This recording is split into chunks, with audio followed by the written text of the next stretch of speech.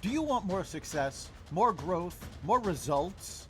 Then it's time for the Boundless Success Accelerator from the Modern Observer Group. This isn't your average coaching program. It's where top performers come to dominate. Weekly group sessions, on-demand coaching, a community that's got your back, and a power-packed library of tools to supercharge your business and career. No more excuses, no more waiting. Get in, level up, and start building the life you've been dreaming about.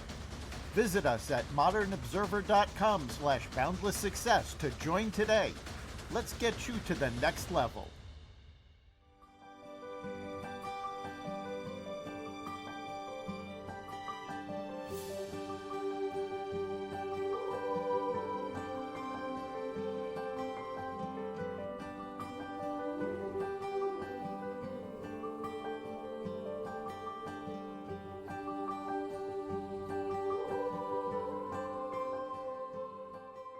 We are lighting the candle, a world that works. I'm Bill Correll, and I am here with one of my best friends in the entire world, and I've taken to calling her my twin here in the last couple of months.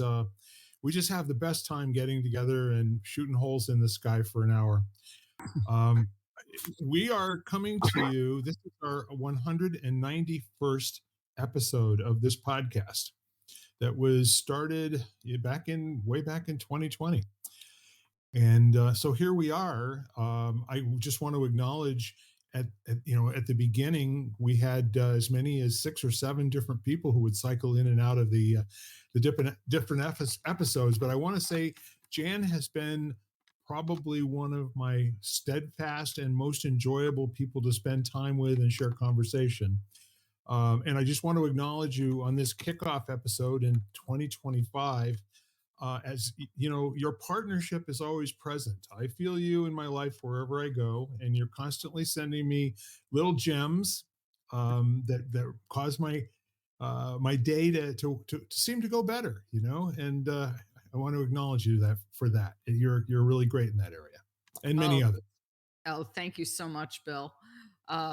Yeah, it's interesting because I messaged, a friend of mine this morning, Mary Jane, who was on a few weeks ago, and I said to her, "I just want you to know that your little tidbits of what you send me, like she sends me a lot of stuff on Messenger in the morning, beginning of the day." I said they give me hope. They just she'll send me something, and I'll be like she sent me this beautiful poem this morning that was just about finding joy, and I thought, thank you so much. Because sometimes I don't care who you are, you just need to hear it.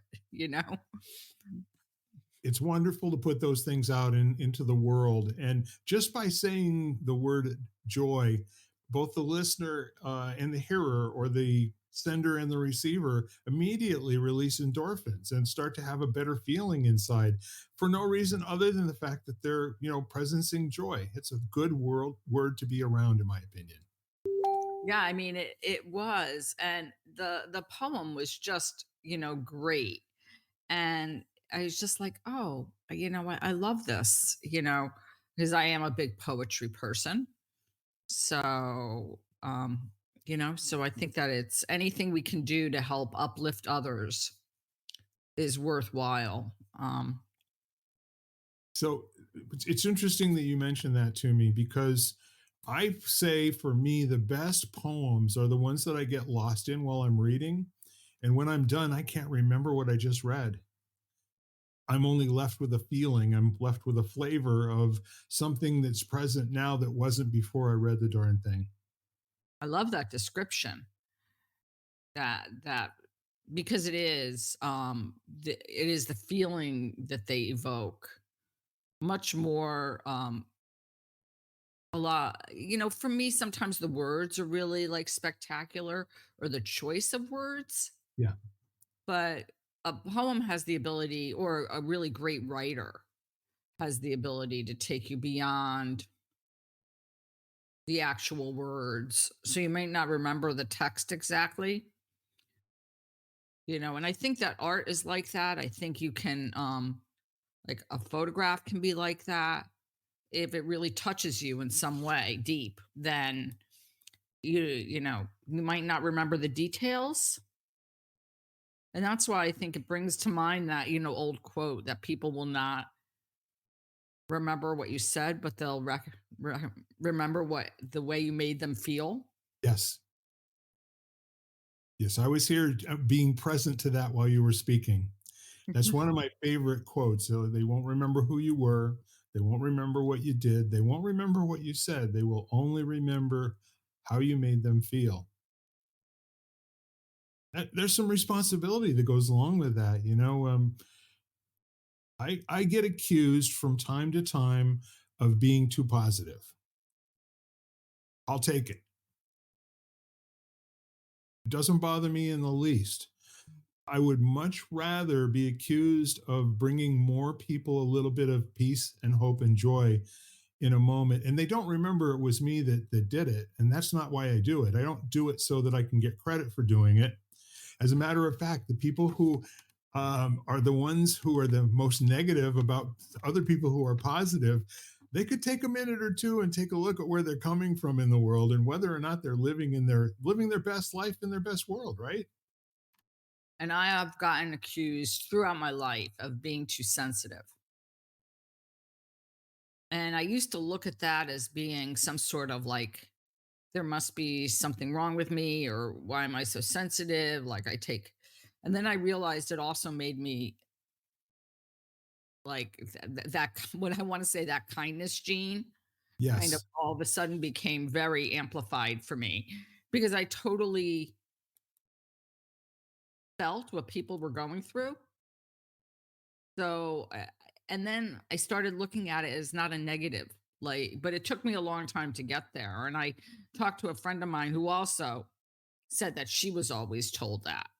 Yeah. Like, she had been bullied at work and her boss had told her, like, oh, you're too sensitive, kind of thing. And then you think to yourself, like, well, I'd rather be too sensitive than not feeling, you know? Yes. Yeah, there's a lot of different distinctions in the world right at the moment. And I think in many cases, the people that are exploring the edges, I keep seeing a it's a meme of a story that just keeps showing up in my feed over and over again about this woman who is a certified sociopath, and the rest of the title is and what she'd like you to know about that. You know, and I do think that when we think in terms of people who are empathetic, or just call them empaths, if you will, there's also another thing that's called being a mirror empath, and that is, as you just said, actually experiencing what you see people in front of you experiencing. Sensation for sensation. And on that side of the coin, that's where it's ultra sensitive to what's going on the other side of your skin. And a sociopath is typically not interested at all on anything going on the other side of their skin. And there's no good and no bad as far as they're concerned.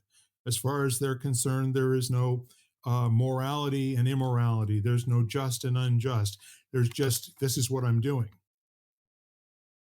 And so if you think about it, there are jobs in the world that the empath can really knock it out of the park, but they would be the wrong person to be in charge of, let's say, a regiment of troops in Afghanistan trying to take a mountain, right? That'd be the wrong place to be coming from. It's interesting that you say that because I was watching a movie the other day and it was a movie about, I think well, it is based on a true story of a young boy who had leukemia, and the doctors that treated him, he was at St. Jude's, and in it they have this wonderful doctor in the beginning who gets on, like, who takes like gives the parents his cell phone number, and, like, was reach out to me anytime you have any questions. And because he doesn't like the treatment doesn't succeed, he's passed on to another doctor who's doing some experimental work, and who basically goes in and just is very cold, kind of standoffish, kind of like, is almost like, to the parents, like when they ask for his cell phone number, he's like, no, no, no, just speak to the nurse, like, and she'll get in touch with me, kind of thing. But sadly enough, the boy passes away, um, at the age of 2 or 3. I mean, it's very, very sad, and that doctor, the second doctor, like, you can see him as he's telling the parents, and he starts to cry, Yeah. and it's kind of like you realize that he has put on this kind of, like, almost like mask or kind of shield of protection Yeah. because of, like, just for this feeling, and it was just as I watched it, I thought to myself, like, we're so quick to judge people so often, and it was just so striking to me that, like, it takes when I was in the medical world for, around and I don't know that, let's say, health professionals get any training as to how to deal, and not in a negative way, but how to, like, deal with their emotions, how to deal with, people who are, like, let's say in his circumstance, like these parents who were so distraught, and I thought, like, my heart kind of went out to him. Like, I really felt for him. It Yes. was just like, and I think that, there are positions where we look at it as being very impersonal and insensitive and everything. But to have a job like that, you kind of understand why, let's say, he was the way he was. Yeah. And we generalize from an instant that the person's like that all the time, you know? And really what we're seeing, there's all of everything, 360 degrees around my head. And we get one little quarter-inch snippet to have an interaction with somebody, and we think we know what they're all about, you know? It's kind of an interesting thing if you were to look at life and the world and all the people who behave well and behave badly in front of you. If you could just take a moment to realize that everything they're doing is an effect of something that happened before. It's an effect of an effect of an effect of an effect. And this goes back generations in some cases. They get raised and born into a world where they have limited choices in terms of how they can respond to their environment and how they can respond to other people. And so they're really doing what's would be an appropriate response given all of the things that could be chosen from, which in this little instance look to you like this is generally how they are. So we label them as trustworthy and untrustworthy, lovable and unlovable, mean and rotten versus, beautiful and open. Right. And the list goes on and on.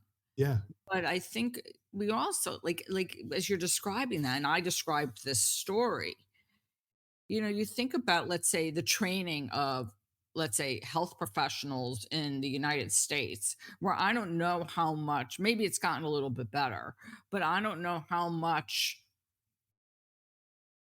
like, compassion training they get, how much, how much training they get, and even how to address, Yeah. like, what they're going through, um, and everything. And you kind of, I think you get a better understanding and grasp Yeah.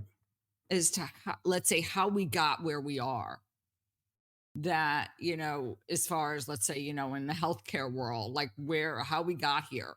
It's Right. like you get a better picture of, like, oh, okay, well, that kind of makes sense considering that, when they got trained, there was no emphasis on anything emotional, like emotional resilience and coping mechanisms, and you know and encouraging of, like, sharing of, what they might be going through. Like, that's not really addressed, I don't think, at all.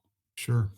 No, I think you're spot on, and I have a feeling that almost all of the professional trades, same with law, same with mathematics, actuaries, they get a whole lot of these things, and different types of problems to resolve and everything.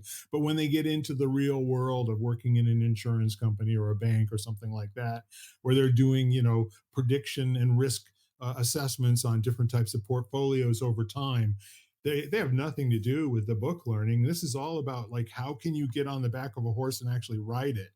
I don't care how many swimming lessons you take that are outside of the pool, they are of no use to you whatsoever the first time you go under and you can't breathe. So, I mean, life is like that, where we just toss people into the deep end of the pool. And the better their grades were in a learning environment, the more we think they can handle now in terms of responsibility that we would really require experience, right?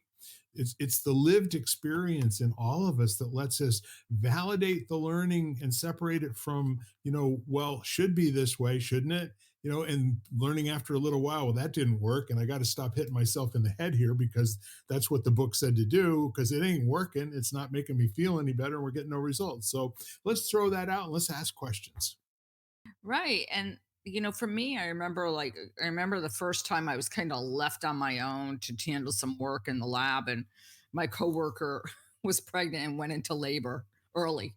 So Yeah. all of a sudden, I'm sitting there at work, finishing up at like 11 p.m. And my mother's like, just go home. And I'm like, I just can't go home. Like, I mean, that's not the way this works. I go home and, I have to call the patient back the next day and say, sorry, I need another blood sample, whatever it was. And so I think that there is no, yes, technically, did I know what to do? But I didn't know how to troubleshoot and I didn't know how to like necessarily problem solve. That came from, years of experience, which, especially in the beginning, you don't have. And so I'm not saying that, I mean, that, you don't honor people for beginning. Everybody needs to start somewhere.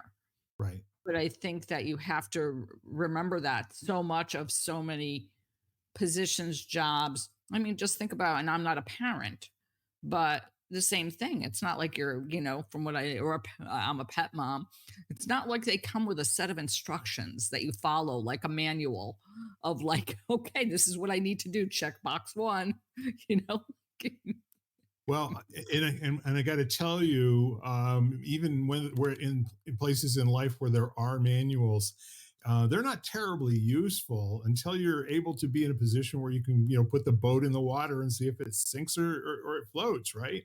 Which is why I think I own maybe 63 or 64 different self-help programs put on by, Brian Tracy and, just hundreds of other people, including Deepak and Tony Robbins, et cetera, et cetera. If any of the ones before that had ever been sufficient, you think I'd have bought the next one? I, So, but I think that some of it is, the fact that, I know that I've done enough programs like in person programs or online stuff. And yeah, so much of it is implementation.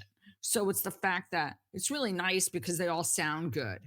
right. They all sound really great. And you're like, oh, okay, I really think this is it. This is the solution for me. But it's all about the actual follow through and the actual incorporation in your own life. I mean, you can learn all you want about breathing, let's say breathing practices, but they're not going to do anything if like you park them on a shelf. You got to put them into like daily practice and sit there and get into a situation, let's say, which you find stressful, and say, okay, just breathe, go to your breath and then feel the impact it has. And then all of a sudden you're like, oh, okay, I feel better. But it's like on the job training. Always.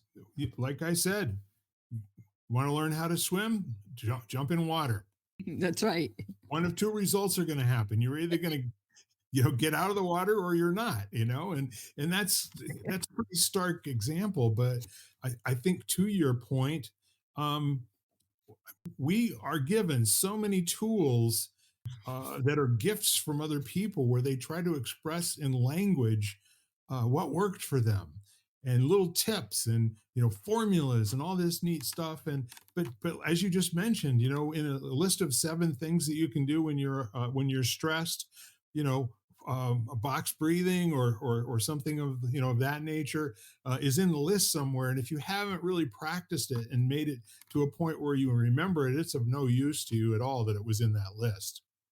No, and I think that, you know, and we've spoken about this in the past of just like not attaching necessarily to one type, to Right. realize like to start to, to play a little bit and sit there and say, well, today, let me try this because Either you try one thing and it's not working for you that day, or it's just like you sit there and you go, like, I don't feel like doing that today. And what else can I try? Is like my big, like, okay, well, that didn't work. What else could I try right now? Like, what else could I do? And for me lately, and I know it's kind of, people out there might think it's hokey, but I have these lift your vibration cards, which Yeah. come with a little book. And that's like my go-to right now of like I sit and I, maybe do a few moments of meditation and get really quiet and breathe. And then I shuffle the deck and I'm like, okay, offer me some insight today. And it's amazing how much those messages kind of mean to me Right. and what they kind of keep me going some days of like, okay, and of hope and resilience. And it might sound kind of silly, but I feel like that's why I think poetry, like these little, messages that like Mary Jane sends me in the morning of like these little cute pictures or some sort of Snoopy or Pooh thing, because I love Winnie the Pooh, Me you know, too. you know, and it just makes me smile. And I'm just like, okay, you know, Yeah, one of my most recent favorite Pooh ones is where he and Piglet are walking through the woods, and Pooh says, "What day is it, Piglet?"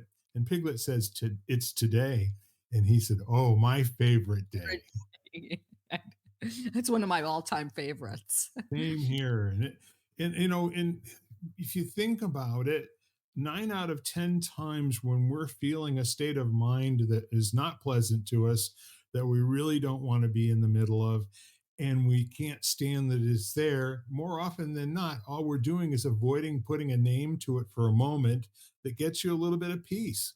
So there's this thing that happens that's kind of remarkable, really, that if you name something, it starts to disappear, if not completely, at least to some degree. And for people who are upset in a situation and feeling overwhelmed, if they could just stop for a moment, as you said, take one deep breath and say, "I'm feeling stressed right now." It's called telling the truth. As opposed to "I shouldn't be feeling stressed" is the way you were feeling the moment before you actually admit it. I I love that because I think so much of our lives we spend kind of denying it.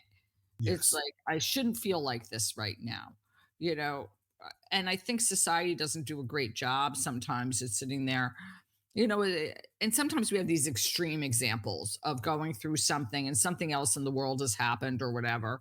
And you kind of feel guilty that your own life has like taken over to some extent in that circumstance, Right. but I was reading something recently and they were saying, but that doesn't like sort of downgrade what you went through. Yes, whatever that was horrible. Yep. But what you're experiencing at that moment, and I can use a practical example for everybody. I remember I was in divorce court on 9/11. Okay. My So goodness. sitting and waiting to go in toward the judge when I heard the planes hit. And you were in Manhattan. Well, I wasn't. I was in New Jersey Oh, because okay. that's where I Close lived, enough. but Yeah. close enough. Yeah, very close enough. Like we walked outside and we could see smoke, kind of thing. And so I remember getting home and it was a very traumatic day for me. And I remember thinking and feeling so guilty that I was like kind of wrapped up in what had happened to me in divorce court and whatever. And I'd gone through that and all that kind of stuff.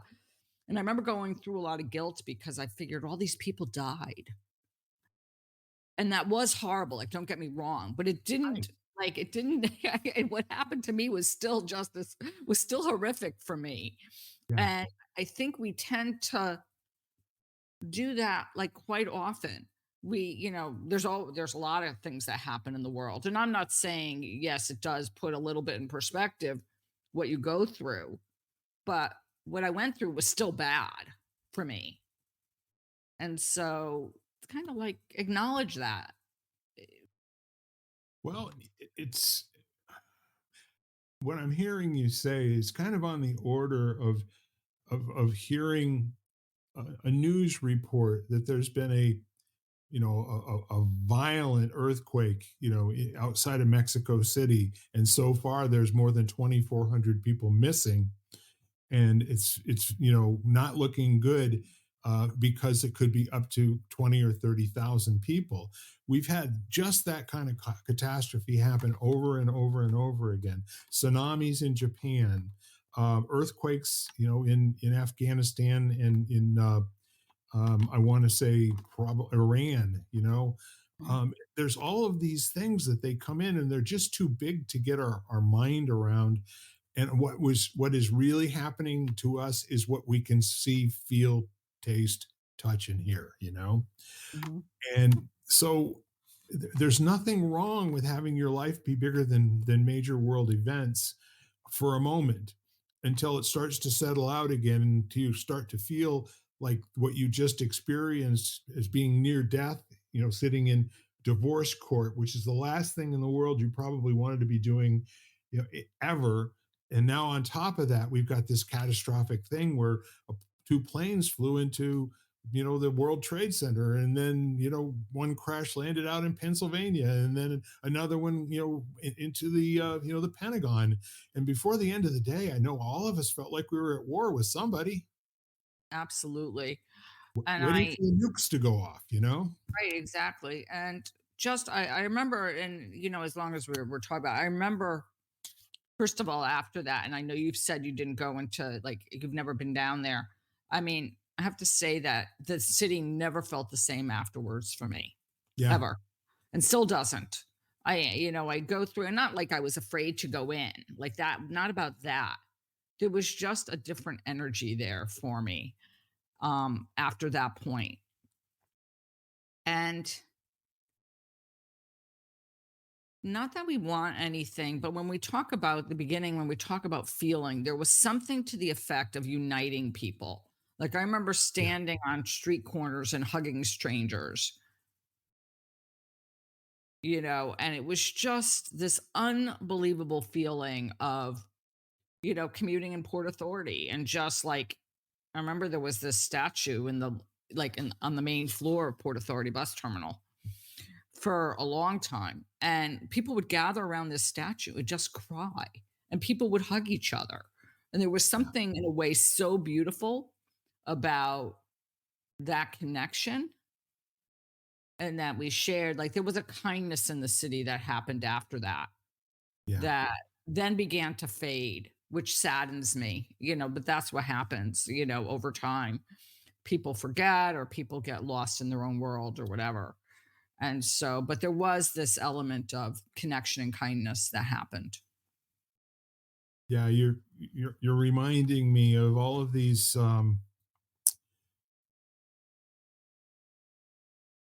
memorials that were.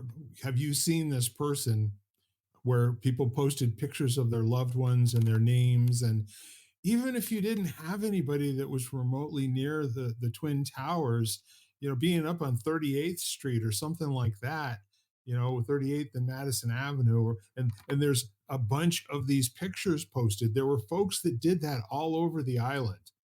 you know Mhm, what if you've seen this person, call this number, and on a board maybe 3 feet by 5 feet, there'd be over 150 pictures with phone numbers and stuff.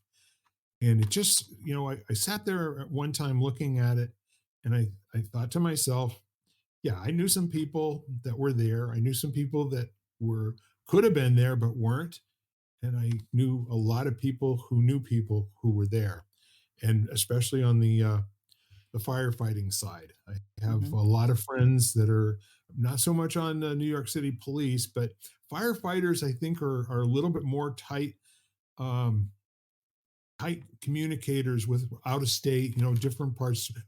Police chiefs, they're more territorial, you know what I mean, and mhm, geographic in nature. Where firefighters are always looking for other people, to draw from, to get good ideas from, to get good personnel from. And to lose that many firefighters all in one day, it broke people's hearts. I mean, firefighters, volunteer and professional, across the United States, I've never seen so many grown men just sit and weep. And I think that as you speak about that, I think there is something about firefighters and just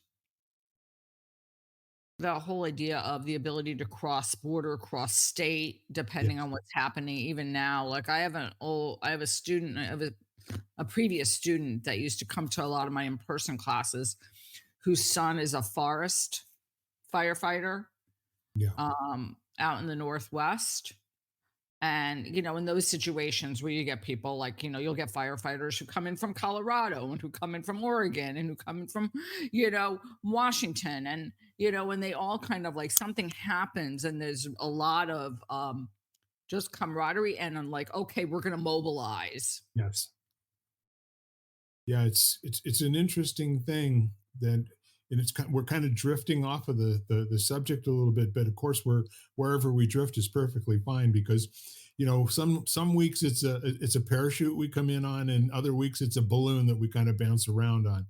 But the point is that in the area of firefighting, um, and police as well, and even to maybe a lesser degree, but the same, in uh, emergency services, where ambulance drivers, first responders, of all types, they seem to be a preponderance of people who have served in the military, and they're looking for a continuation of that military discipline in terms of rank, in terms of being very strict in terms of what you can do and what you can't do.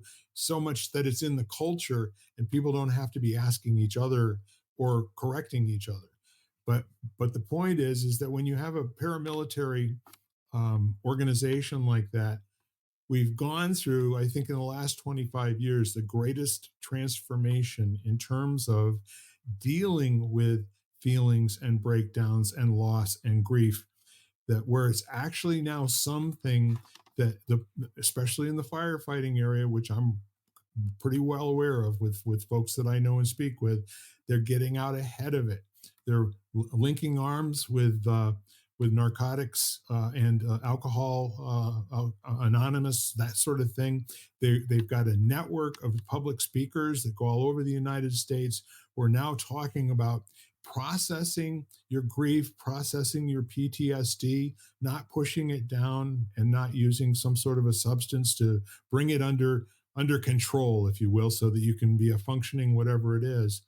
Where people are now starting to decide, I'm going to have a different life going forward than the one that I've been living up to now, where I couldn't be real and authentic about how I was feeling about things that didn't work out.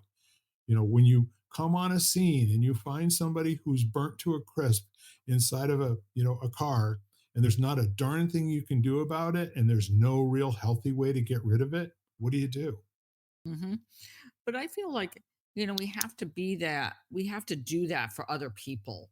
So Yeah. whether we're in the, no matter what we do, we have our own circle of people that we talk to, that we interact with, let's say on a daily, on a weekly, basis. Right.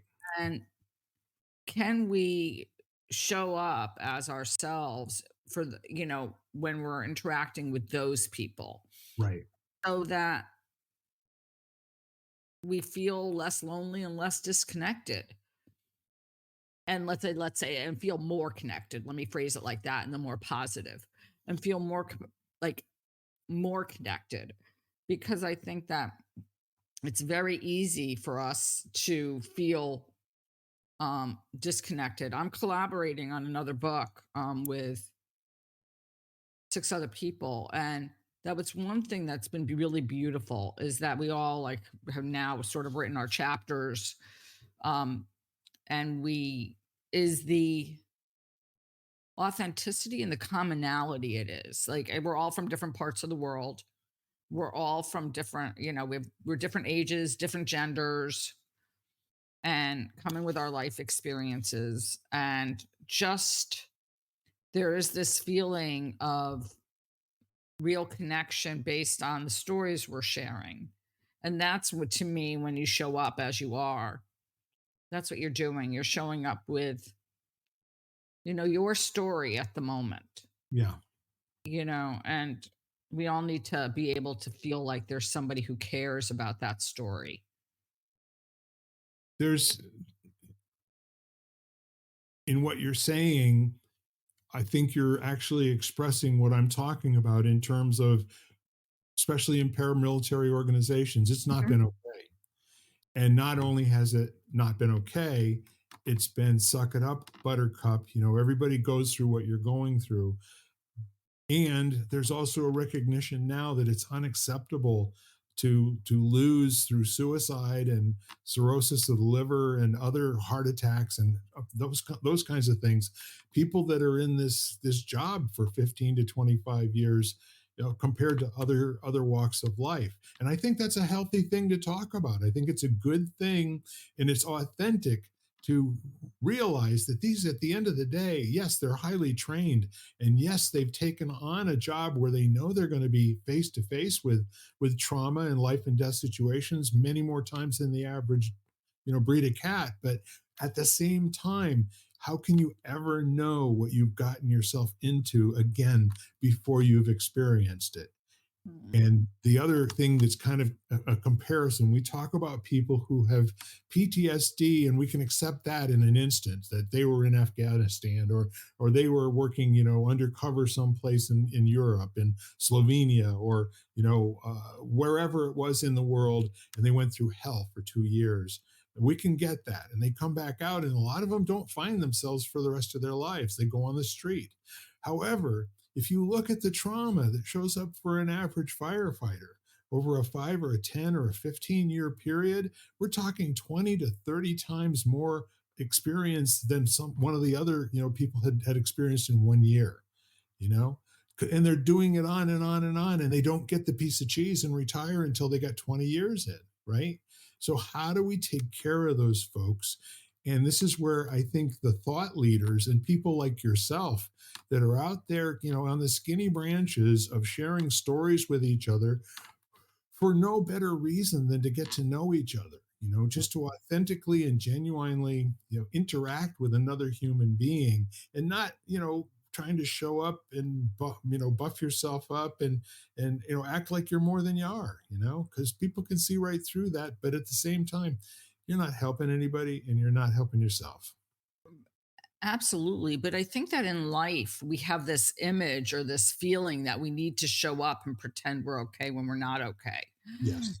Whether, coming from, you know, my dominant work, let's say work life when I worked in the city, which was in the 80s and the 90s, which was very much like I was an independent woman and you didn't want to show up as a woman because you got called, oh, like if you were sensitive, people would say, oh, you're just being a woman, so you had this attitude of like, I'm going to put on the armor and pretend I'm a man kind of thing. And, Good luck kind on of that. thing. Good luck with that. And then on the other hand, all the men who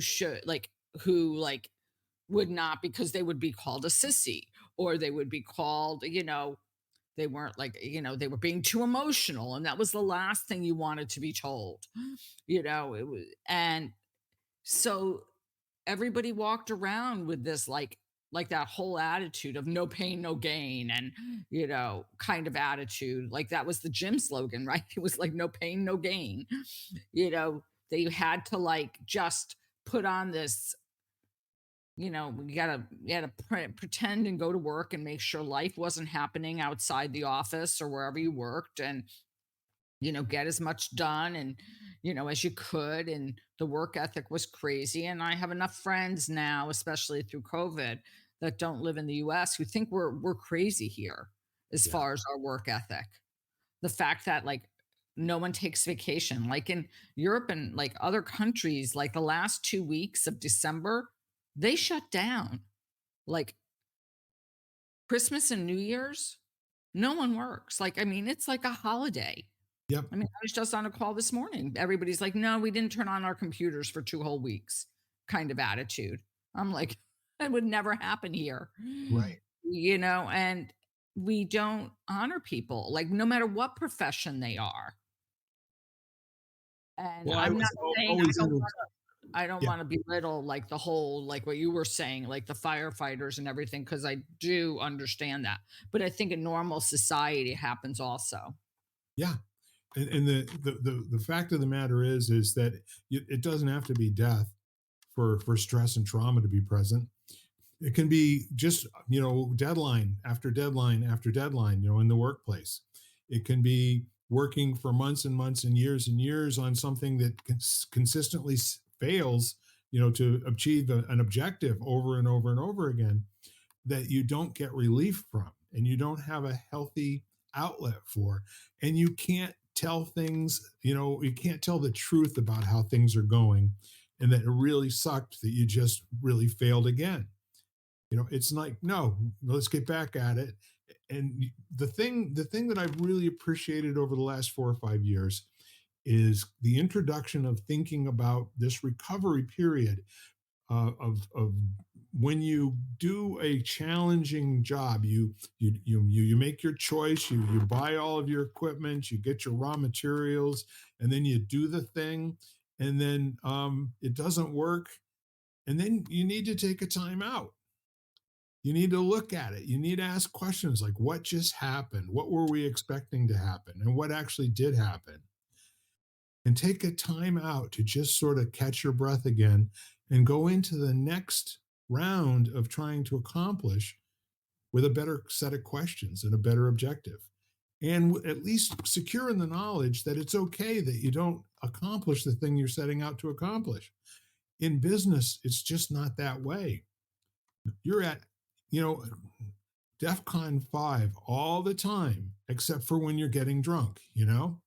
That's pretty much it. And I got to tell you, having been around people down in Manhattan, especially Madison Avenue and Wall Street, and these are crazy people who are planning to be totally worthless by the time they're 35 years old, but they want to make a ton of money, and have a big house and have $200,000 cars and all the rest of those things, and it's worth it to them, they think, to spend their bodies when they're less than 30 years old. Mm. I love how you said it, and it's worth it, they think, Yes. 'cause I think that when you're as we've spoken about, is like what we've decided our measure of success is, Right. as we age or as we mature, I shouldn't say age, um, uh, as we mature and life happens, and then you realize, what's truly important, what's really of value.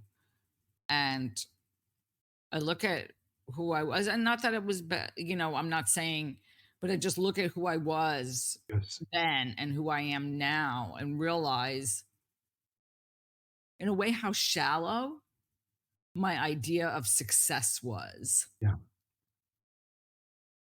Yeah. And it was all fed to. I mean, I'm a little older than you are, so this may be something that you remember or not. First of all, don't trust anybody over 30. That was the hippie generation from the 60s and early 70s. And then the other one was when the hippies finally decided to go to work and started making money, they said, live fast, die young, leave a beautiful corpse.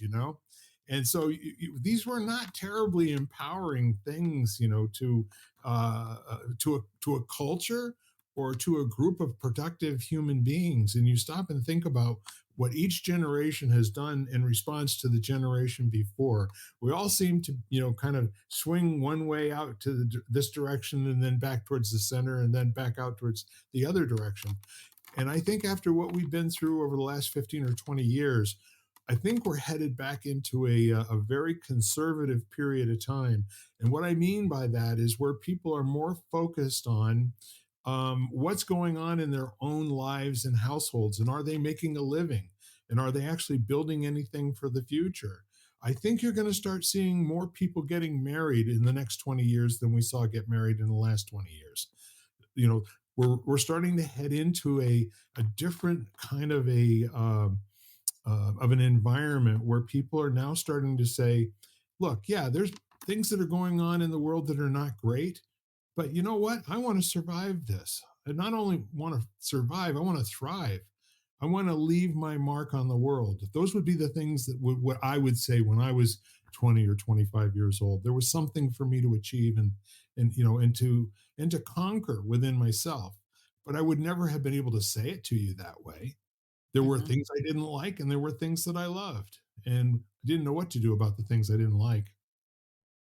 To me, and I don't, I mean, my exposure to little children is somewhat limited. Like, and I have kind of a skewed view of those little children just because of my familial setting. So it's kind of like a specialized group, let's say, of individuals. So I don't know if this is global, but I would love to see,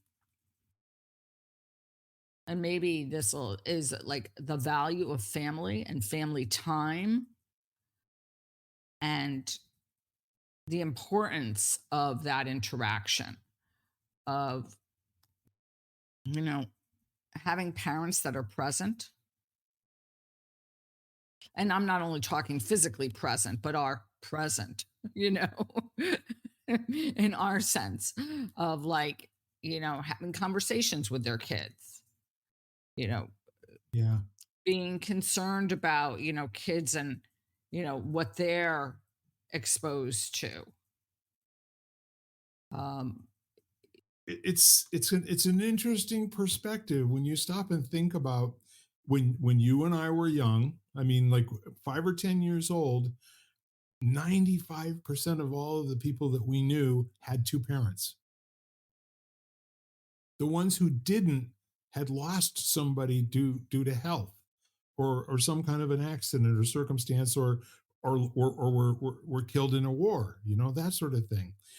And now it's like 50% of the kids out there have two parents, and the other 50%, whatever social economic class they're in, makes no difference. Could be divorced, could be that they never got married in the first place. Where this is a really cool thing that's been happening for the last 15 years, where people go, so many people are getting divorced. Why bother, getting married in the first place? So, but then it turns out they're together for 15, 18, 20 years. It's like the piece of paper has nothing, means nothing next to the promise, if you mhm, will. mhm.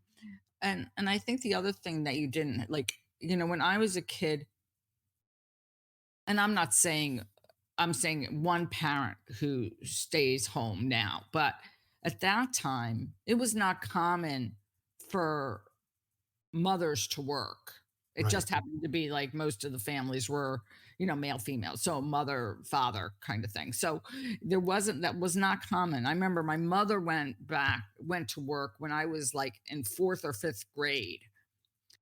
Um, and she was a kindergarten teacher. But before then, she was home. Yes. And there was the whole idea that so you didn't have that that whole scenario of working parents, or if you had two parents, both parents were not working, one was usually much more might have been much more present than the other. uh, and I've spoken about before that, now, I mean, I have two neighbors that are, a few neighbors that are stay-at-home dads. And I'm not, but I do think there's a lot to be said for, if possible, having that. And I'm not saying don't, if you have a career and if that, I don't like to label people as bad or good or whatever, but I'm just saying there's something real valuable of kids having a steady adult who kind of is in their life. Well, I don't think it's not only valuable, I think it's necessary. Oh yeah, no, There, absolutely.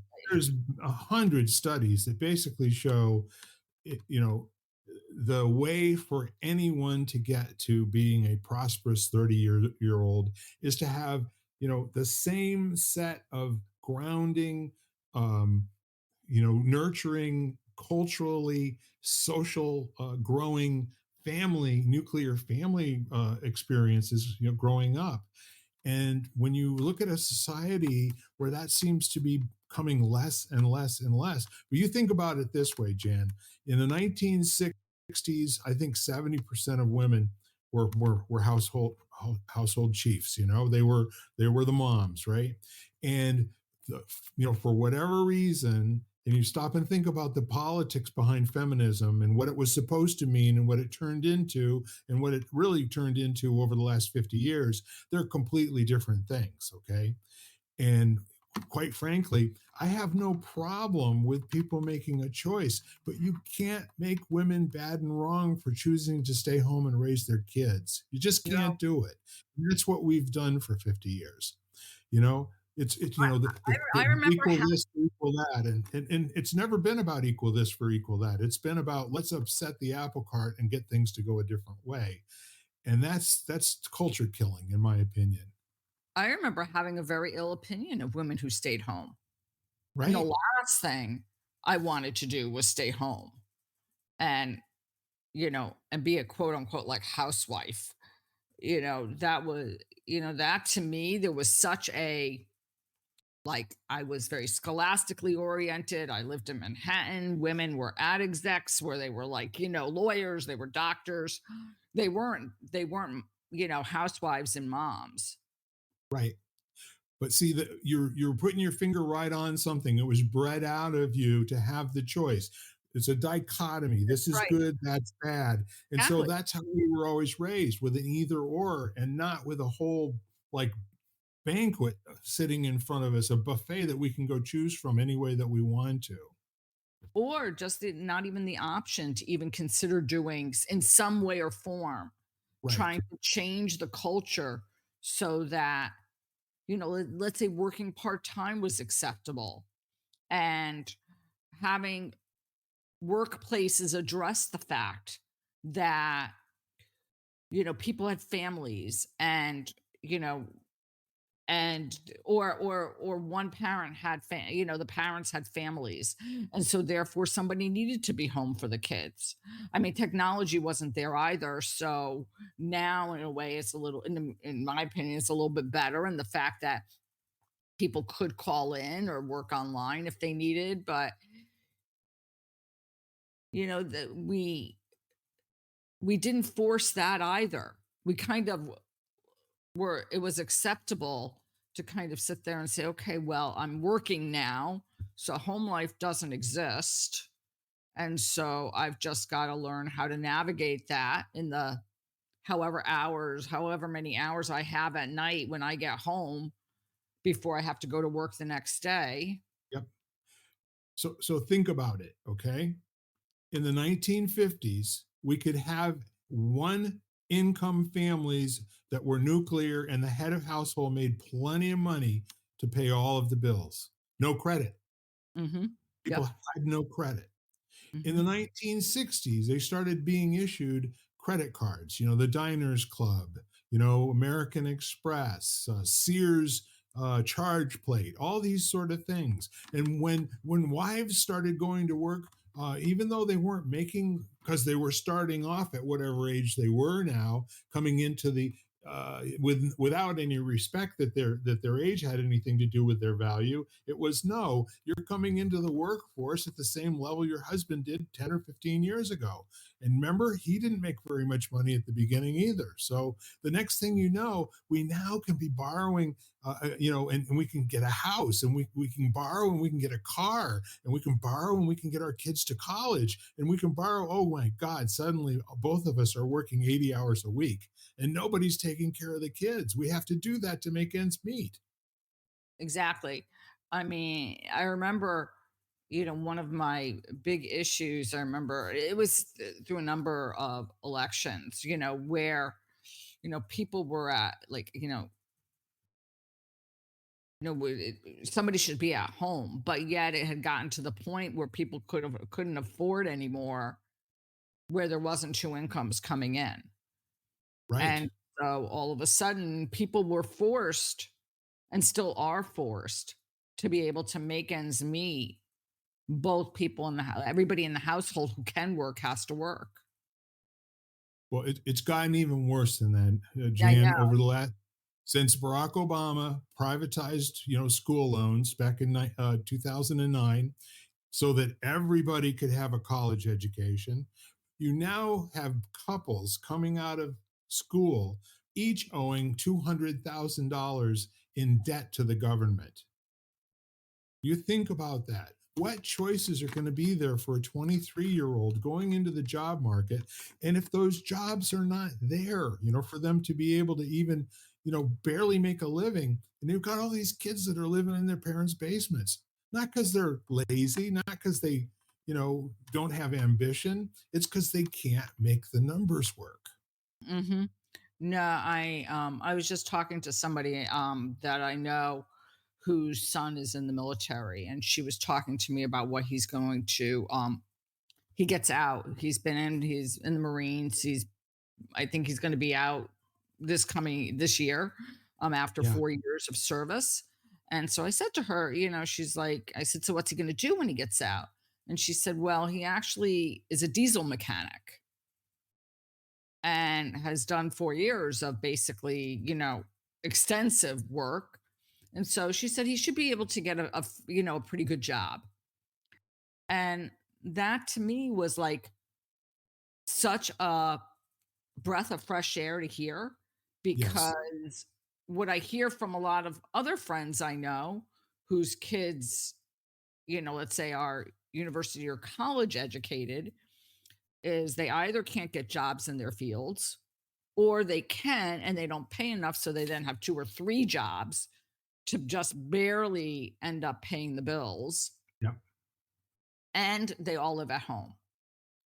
And that was the other thing we were talking about. If you want to talk about our age group, like I remember the last thing I wanted to do was move back home with my parents. I would have, like, I had four roommates, like, for like, I don't know how many years living in Manhattan, because I didn't want to, wasn't going to come back to Connecticut to live with my parents. And so it was almost like this, it became it was like, not that it was the opposite of a badge of honor to go home. It was kind of like almost this inner disgrace of like, oh my gosh, like that was like to me the lowest. And I love Yes. my parents. I love my parents, but there was this real feeling of like, okay, I went to school. I'm supposed to be independent now. Yes. If you go back to the nest after that, it doesn't last for very long. And it didn't, and I don't know that my parents really would have minded. It was much more an internal kind of, Yep. let's say, feeling I had that that was not what I wanted. That was something that was, I don't know, in my own head that was unacceptable, I should say. And so there was this real feeling of like, I'll share a room with two people, and we'll split it. I don't know how many ways, but I'm not, but I have to live on, but I'm going to live on my own. Well, the question that I have for you is, what do you think has changed?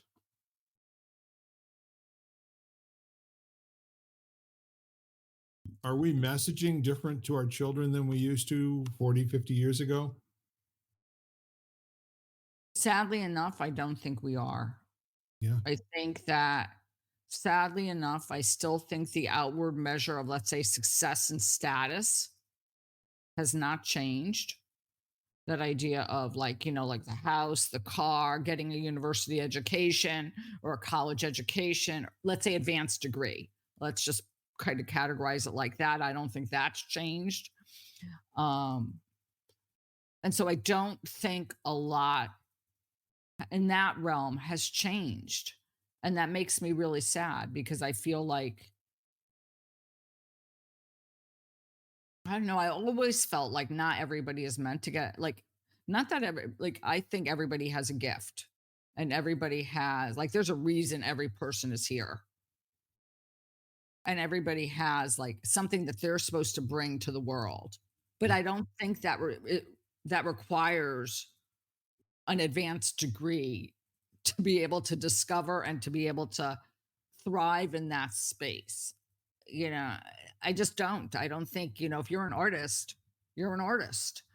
Yeah. You don't need, if you're really like handy, like both my brothers are extremely handy. And then, it's not your calling to sit in a classroom for, like for years and years and years, kind of squashing out that innate ability to fix things and to, kind of thing. So I don't think the messaging has changed a whole lot, at least not from what I see. I'm going to go out on a limb. We don't have a lot more time today, but I'm just going to make a wild ass statement for a moment. I think we have designed since World War II the educational system which was designed to produce exactly the result that we're getting. Hmm. And the way that we set up the relationship with the federal government and local teaching and making the municipalities, and the towns dependent on federal dollars in order to have large modern buildings and everything that they need and be able to pay high teacher salaries and all the rest of that. They didn't used to be high, as far as teacher salaries go, but when somebody is in a job for less than 3 years and they make 90 to $100,000 a year teaching third graders, I think there's parts of of the state where you could actually say we need to think this over. We should not be paying people because we can. We should be really targeting our educational experience to maximize each student's development. And when if we were just to shift the focus from supporting the cogs in the wheel of the process and adding more and more money every single year, do you realize that over a period of time the educational budgets here in our town had to exceed the previous year's educational budget by 3%, or they would lose federal funding? Every single year it had to go up by 3%. Now, on what intelligent world does it ever make any sense, to require people to spend more money this year than last year? Do you get to the point where 60% of the education budget is coming from the federal government and the rest of it is coming from the municipality or the state government? In our state, we have income tax. A lot of states don't. And a lot of states don't pay the way that we do in the state of Connecticut. So, what I'm saying to you is, while we're doing those things, we're maximizing the relationship between the government that's paying the bill and organizing things so that they are, able to, at some level, say, because the Illinois tests or the CAP tests say XYZ, that we're doing the right thing here. Although we're now like what, 63rd in terms of reading comprehension of 12th graders in the world. We're like, there's so many countries that are doing a better job at turning out smart people than we are right now. And we're turning out enough smart people because we have a lot more people than most of the other countries in the world. There's probably 3 countries that have more population than we do. And they're turning out a lot more smart people than we are. I mean, I think it's a very, very, very good point. The other thing that I think has happened, and this is, I think, an issue for our younger, like, for kids, is lack of time outside and exposure, let's say, to nature. And I don't care what and what, I think that there's a lot, and there's a lot to be, and then lack of exposure to the arts, which I think was a huge um detriment, as and I'm not saying art, but I'm saying, like, all the creative kind of ventures and becoming so, I don't know, I want to say, in a way, scholastic, but they're, I'm not saying that's good scholastic, but so focused, I guess, or hyper focused on only one area of development for kids. You're making my point, and I'll Yes. go further and I'll indict the whole system because I don't believe that the goal of it is to develop the kids at all anymore. I believe the goal of it is to spend money, have a justification for spending more money, and for everybody in the process to get their beaks in and get them wet. If you stop and think about it, somebody who had a PhD, who was a guidance counselor, who was a neighbor of mine in the NFA school system, was making $12,000 a year in 1980. Let that sink in for a moment. That same position today is probably $160,000 to $180,000 a year. Where's the beef? Where's the justification for that? What's the point? The point is to attract more people to a vocation where they can get tenure, they can get into a situation, they can join a very strong union, and then for the rest of their lives, be able to count on a retirement benefit. And in the meantime, don't make too many waves about how we're not letting you teach your kids while you're going through this process, because Mother Country knows better than you do how to do this. Just shut up and go to do your work and don't make waves, and you'll get your 3 to 10% increases every couple of years, and life's going to be good for you. And some people are okay with that, and other people are not. They get in the middle of these situations, and I've got these unbelievable third graders, and they are knocking the world crazy. But I have to make them do things that are against, how they're wired at this age. I I have mean, to stifle their growth. I have to tell them that their enthusiasm is wrong. as you're talking about, I'm thinking to myself because it's one thing that yoga always gets a lot of is a lot of teachers. So Yes. through the years, we've always gotten a lot of people who were teachers who would like come to class or whatever, and I've had a lot of students through the years, and almost every single one of the people that I knew who was a teacher ended up leaving teaching, Yes. probably before retirement age because the education system changed and because they couldn't what they called be creative. Right. Their kids. They weren't, one of my close friends was like a second or third grade teacher in actually the town I lived in when I lived in New Jersey. And she used to say, like, she said, I look back and I used to cook with my kids. And, we used to do all these really, she's like, we'd go outside, we'd go plant stuff in the yard, like all these things. And she said, it got to the point where she couldn't do any of it anymore. Yeah. And she didn't need her, like, thankfully, her husband has a really, he's very successful, and they don't have to worry. And so she retired because she was like, she took early retirement or she just left before retirement age because she was like, I can't anymore. Like, I Yeah. can't go in every day and not be able to teach the way that and all the paperwork and all the like curriculum and sort of like the lesson plan stuff got to be such a nightmare that she was like, I'm done. Well, see, here's the neat thing. Our balloon can go all over the world, which is definitely done today. However, I want to say the thread or the tie that binds here is the whole notion of human beings being authentically, genuinely themselves. And we can name, institution after institution after institution where the genuineness and the authenticity are actually frowned on and they're bred out of the culture.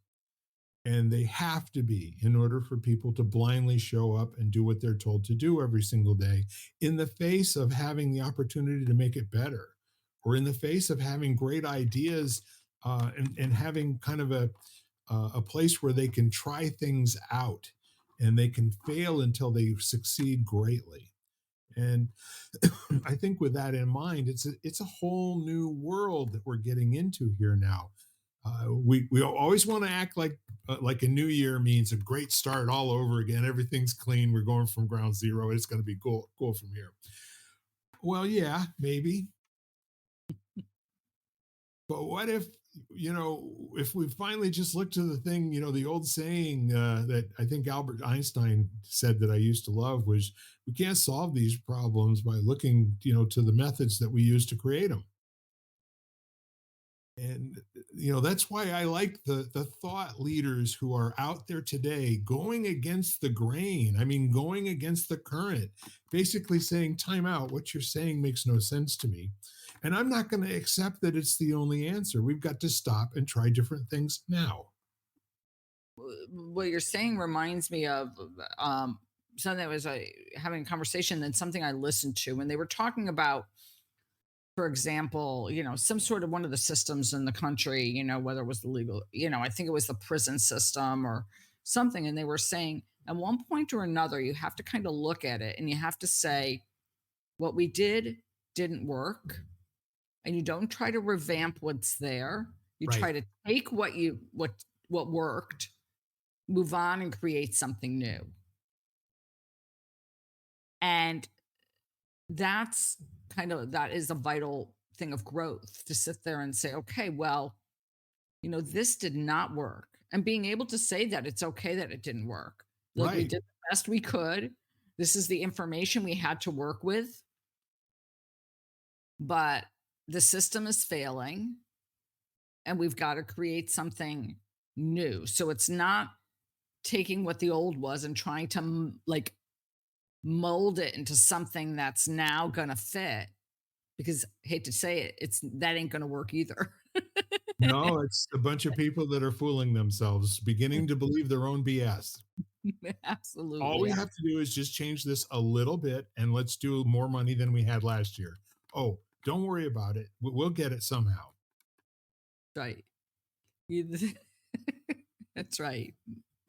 I've It's all never been able to run my household budget, that way. If I were, to compare myself to our federal government, I should be in debt at least 50 or $60 million right now. well, and I look at, like, I don't think that I could navigate my health if I looked at it that way. Like, I'm very, very methodical and very organized about the way I kind of look at my health and well-being. Yeah. And it's not haphazard, and there is a plan.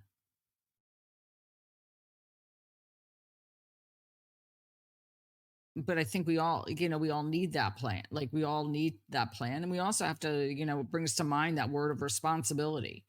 We'll have to take responsibility for our own lives, our Another own, one. our Yeah. own. Yeah. One of my favorite military sayings is no plan can survive being put into action. The minute you start doing whatever it was you thought, the real world, gets tested, and now you've got to find out how you need to change. But the theme of authenticity and genuineness, and continuously looking for ways in this world that we can fight for the opportunities for ourselves and other people to be who they are. Absolutely. Yeah. There, there's such a beauty in letting people be who they are. Yeah. There really is. You look around the world and you're like, okay, the differences become celebrated. Why would we want to all be the same? Like, that doesn't. There are, that's another whole show, by the way. Uh, but let's leave it here with that being a question that people can just ponder for a little bit. Why indeed would we not in support people growing into whoever they can become and be great? Absolutely. Absolutely. Final thought? Final thought, no, just we began with those little sort of poems or anything you can do to uplift somebody. So just start there. Like, make help someone start their day or end their day with a smile, Right. and just see if it can impact your world or if it impacts their world. Not getting attached to whether it does or not, but just that energy of, you know, I'm going to let that person know I was thinking about them. Playfully. Playfully, exactly. I didn't say that well, but With joy. exactly, I'm saying. So it is 2025, but do you think maybe we should make our request that now goes back a little bit of time?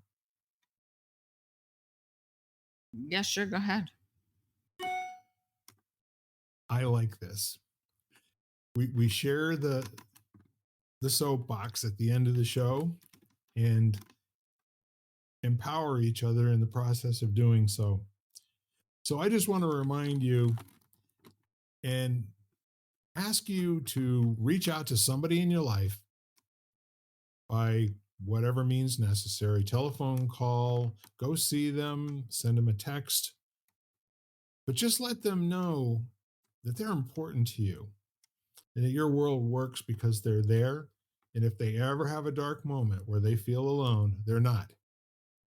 Let them know they can reach out to you, and at a moment's notice, whatever they need, you'll be their partner in helping them get what they need. Absolutely. So with that said, shall we say our goodbyes to our lovely listeners and to each other? Yes. Until the next time. What you always say, Bill, we are lighting the candle, a world that works. Yes, ma'am, we are. Still and again. Bye for now, y'all. Bye-bye. You've been listening to Lighting the Candle, a World That Works, part of the Xvadio Podcast Network.